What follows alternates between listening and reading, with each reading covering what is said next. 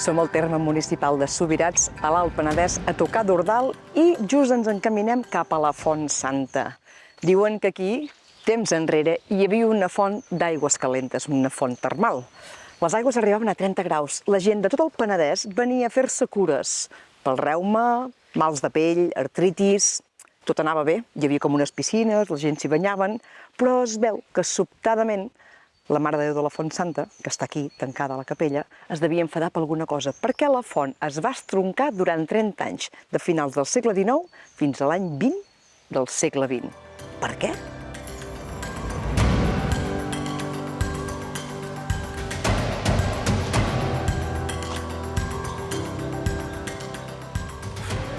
Aquí tenim a la Mare de Déu de la Font Santa, la responsable de tot plegat, es veu. Conten que la de veritat, l'original, se'n va anar a parar al castell de Subirats. Ara bé, per què es va estroncar la font? Diu la llegenda, diuen els veïns d'Ordal, que un home, un pagès, potser forani, perquè ja sabeu, la culpa sempre és dels de fora i dels que venen de Bellnou, va portar bèstia grossa aquí baix, perquè tenia mal de pell.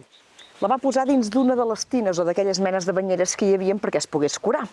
I això no sabem si és que va fer enfadar molt a la Mare de Déu, ho va trobar irreverent, o era una mica classista, o vés a saber què, doncs es va enfadar de tal manera que va voler fer saber, estroncant la font, que aquella mena d'incidències no li agradaven pas.